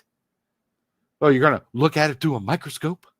Are you going to see that it's made from alloys you don't understand and then shrug your shoulders and say, right, you're not going to understand what you're looking at anyway. I was with the physicist 6 months ago, and man, I want to say who it was, but I just can't. I don't want to put him on the spot.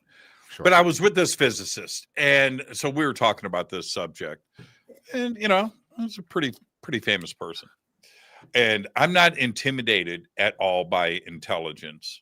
I'm not. I learn from that. I suck it in. Be my friend. Let me, you know what I mean? Teach me something. Yeah, sure. But this physicist said to me, so I'm telling him about the beer can sighting that we had, and this giant ship, and it was crazy. It was huge, and there was like 30 of us, and we all got to watch it, and it was incredible. So I tell him the story, and he goes, "How big was it?" I go, "I don't know, maybe 500 feet tall, and it was spinning, and then it just phased out." And he goes, "You imagined it."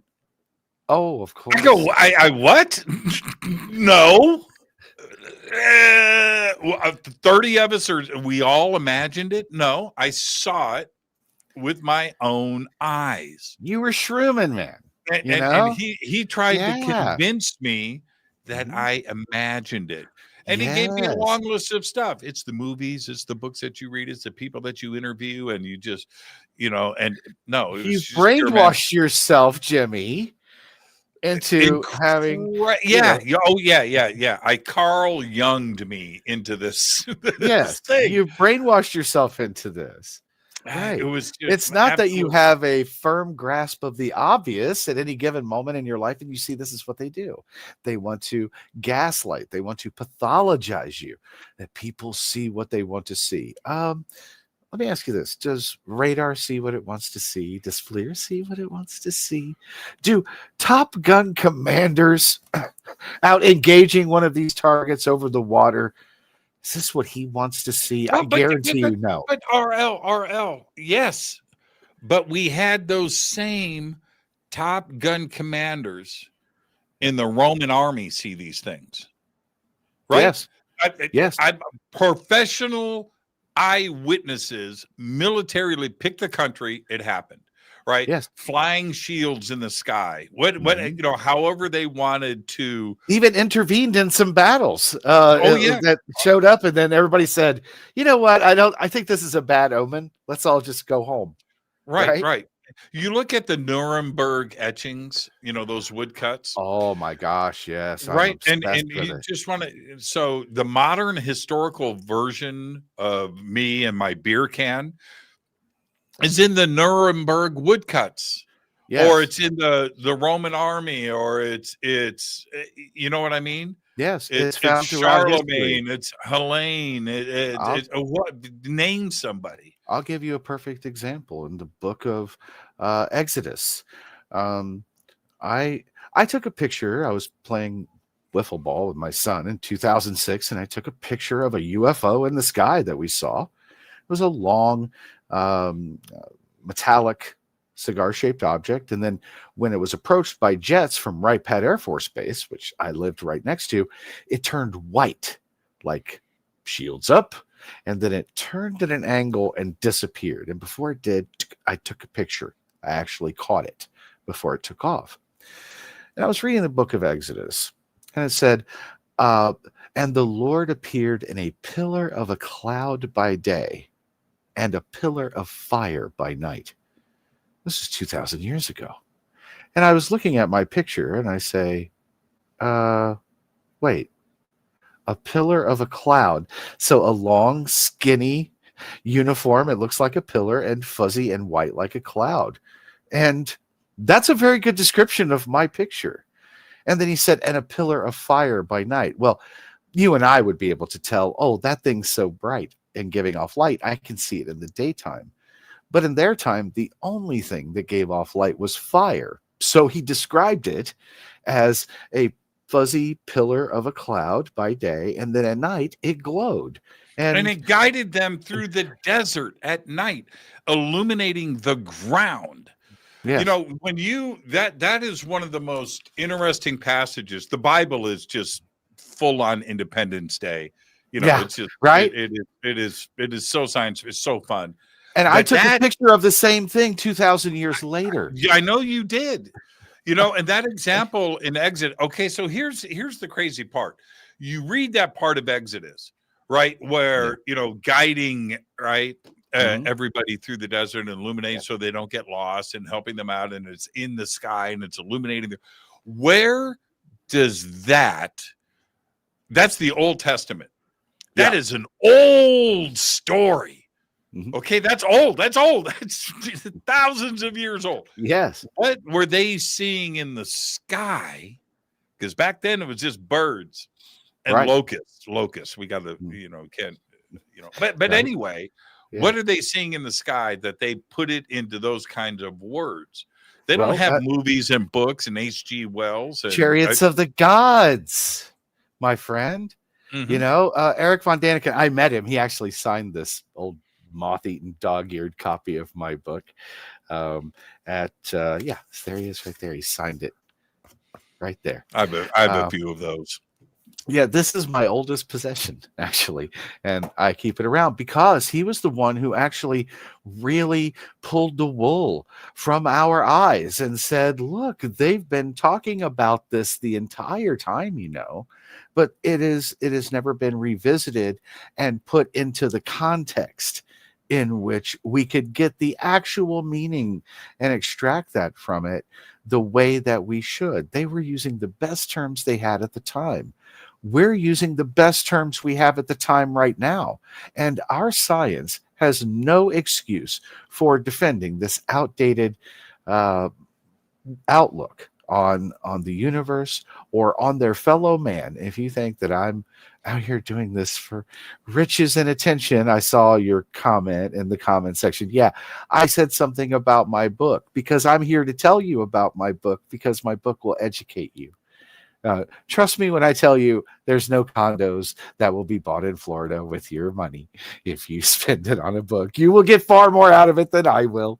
And that isn't what it's about for me. It's about getting people to know the real information because there's so many fakes. There's so many frauds, so many phonies, people who know they don't have to prove anything they say, where I feel like I have to prove everything, and I try my very best, Yeah, that is it's such an interesting point, and I want to go back to. I mean, I could stay on what you just said. First off, when you go to a conference and you see, the authors selling their books at their table, um, and people, one of the it just infuriates me that they're just trying to make money off of this. Okay. Let me explain something to everybody. Traveling to the conference costs money. Eating for 3 days or 4 days, hotel rooms, travel, everything else. So you can sell a handful of books at $20 each.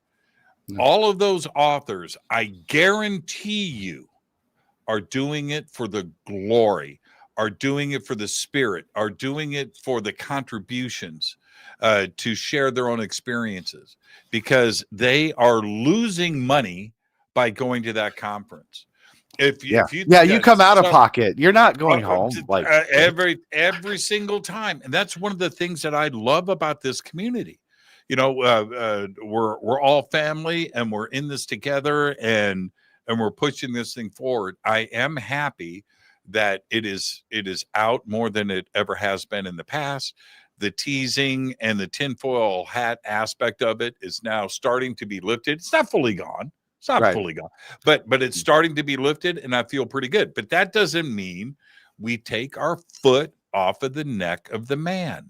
That's right. No, we keep our foot on. You just and push down. That's what you do right now. And it's about getting the best information out too. It's not just, I wrote these because I wanted to be an author. I wrote these because I felt like I'm the only one who can tell you this. Like, this is my experience, and this really happened to me, and I've collected evidence over decades, and I want other people to know, hey, if this happens to you, you're not alone, you're not crazy, and don't believe people who tell you you are. Believe in yourself and don't back down. If you know this has happened to you, you have those same signs. It's almost like a checklist in my book of what to do and how to know. Then I'm helping my fellow abductees. I'm helping people from possibly not getting abducted by avoiding certain kinds of behavior. That I present validation for people who have experienced the same ontological shock, abduction, and assault. And that it is also about public awareness and feeling that they have the license to push back against the cognoscenti, the intelligentsia of science, and say, hold on, what about this and what about that? And the way you're using words and the way you're using science, why aren't you doing this job? And put the onus back where it belongs instead of putting it on the people who are the victims of this abduction and ontological assault. Put it on the people who should be investigating it, right? And that's what this book is about, is how to do that. quickly, efficiently, and with every argument that they can muster, because they're just arguments. They are not rooted in fact. And it is people like me who have been really abducted and tell you the truth that are the walking, talking proof of that. What do Lightning you and think fifth. about in the little time that we have left? What do you think about Three Eye Atlas? What's your take? I am reserving judgment on it right now. I know that there's been a lot made about this, but I have to say it's funny to me in a way that Avi Loeb, a person who is obviously a very intelligent and scientific person, wants to look way, way out there at something that we can't touch or you really get to or anything and say, I'm pretty sure that's extraterrestrial. Meanwhile, people like me on the planet, I've met them, no one cares. No one wants to hear about it.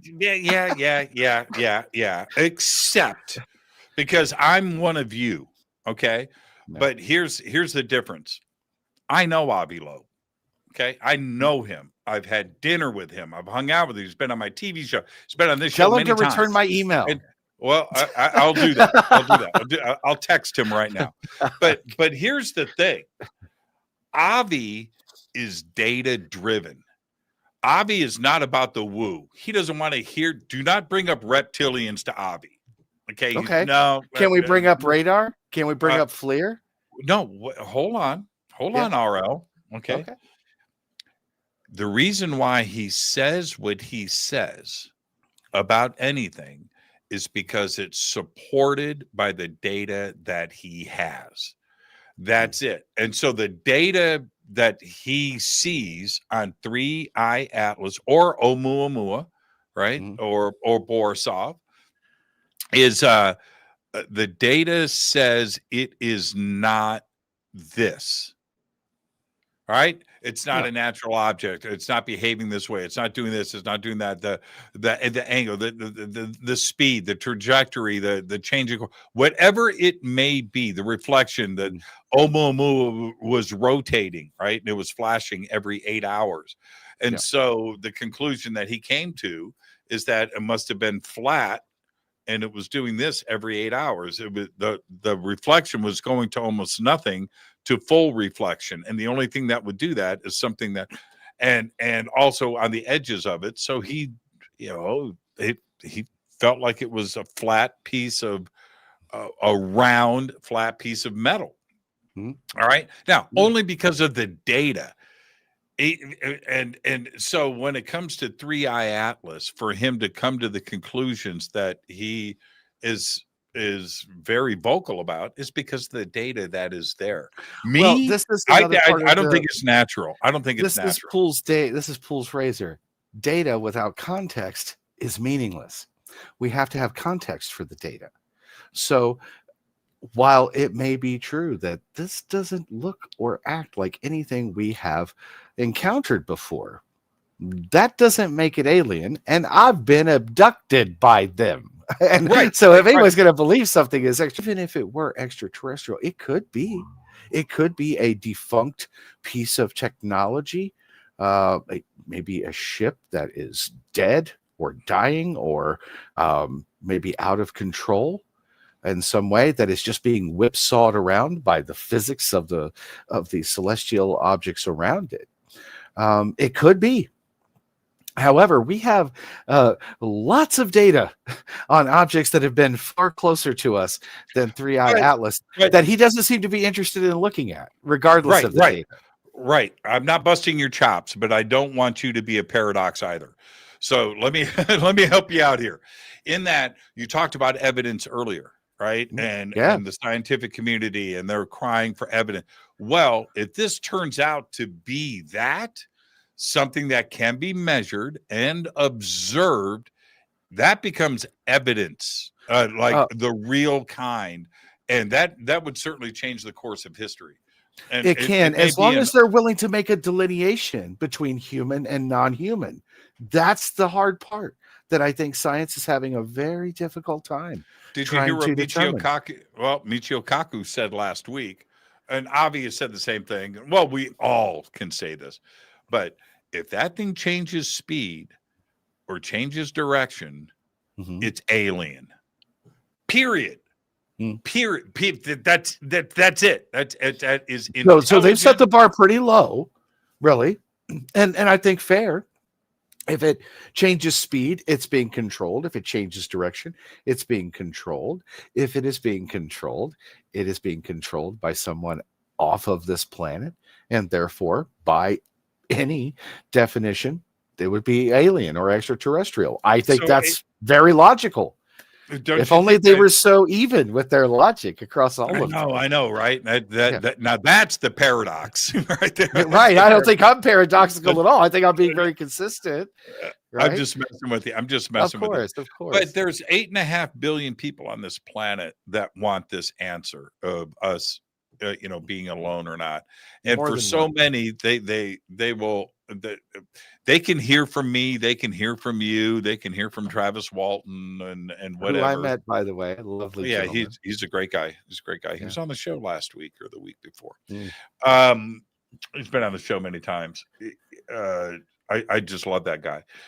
You can hear from people like that, but that for the world, what they want is an announcement from the Oval Office.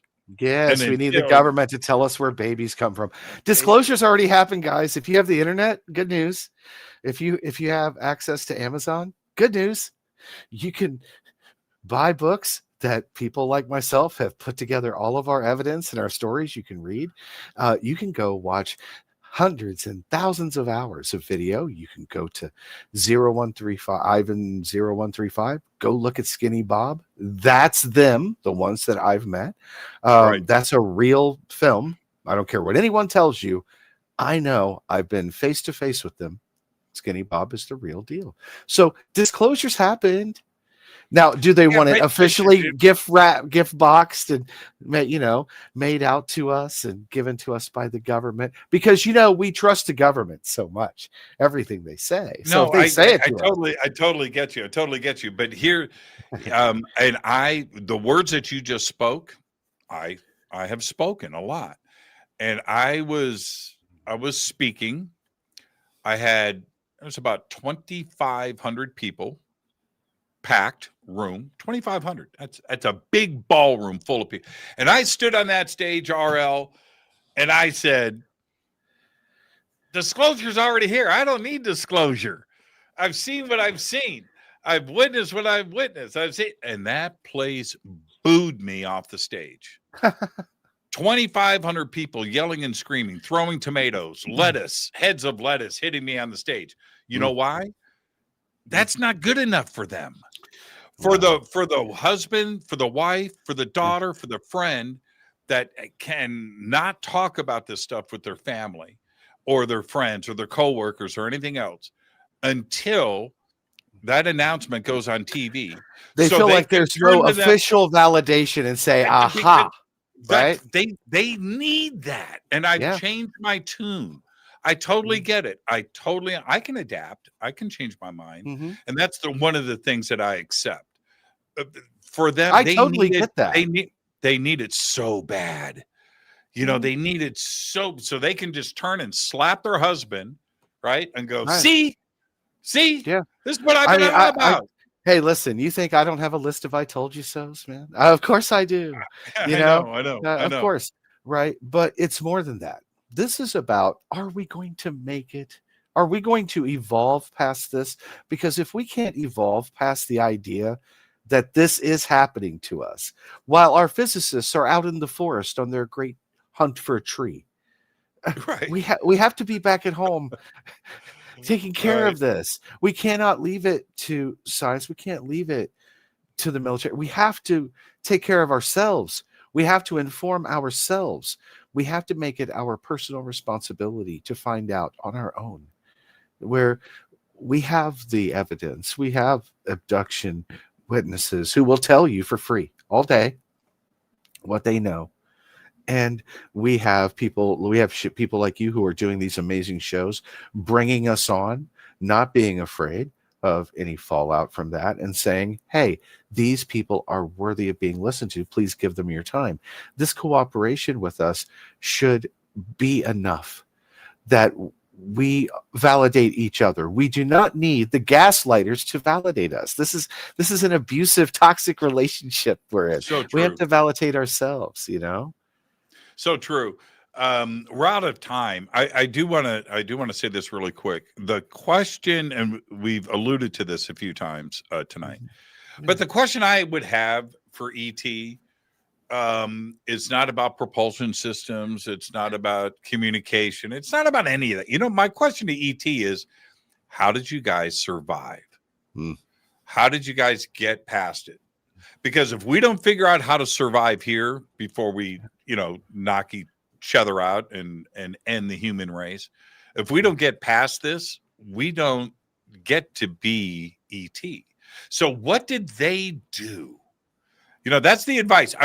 How did you guys survive? Just tell us that, Sure. and we can move on. And that's my question. I think it's so crucial. It is.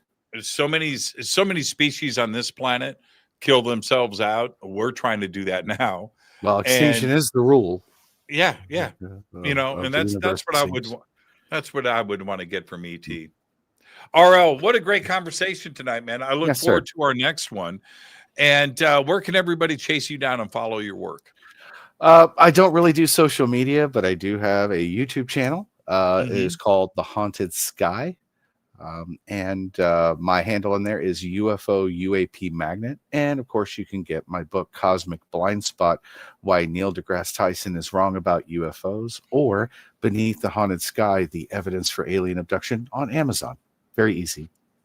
Links for RL's books are below, and Bill has got everything up right there in the chat. Thank you so much, Bill. By the way, your audience is amazing. I loved all the comments. Thank you, guys. Really appreciate it. It's the best. It's the absolute best. The absolute best. They are the best. RL, thank you so much. Be safe out there, and I look forward to our next conversation. Thank you so much. Bye-bye. Have a great night. Perfect night on the show. Great way to start off the week here on Fade to Black. I do want to remind everybody, tomorrow night, right here, Grant Cameron. And we're going to be talking about 3-Eye Atlas and also his new book and so much more. It's always great when Grant is on with us. RL, thank you so much. And I am your host, Jimmy Church. And so, you know what I'm going to do. For now, all I've got is Gobekli Tepe. Fade to Black is produced by Hilton J. Palm, Renee Newman, and Michelle Freed. Special thanks to Bill, John, Dex, Jessica, Dennis, and Kevin. Webmaster is Drew the Geek. Music by Doug Aldrich. Intro, Space Boy. Fade to Black is produced by KJCR for the Game Changer Network. This broadcast is owned and copyrighted 2024 by Fade to Black and the Game Changer Network, Inc. It cannot be rebroadcast, downloaded, copied, or used anywhere in the known universe without written permission from Fade to Black or the Game Changer Network. I'm your host, Jimmy Church. Gobekli Tepe.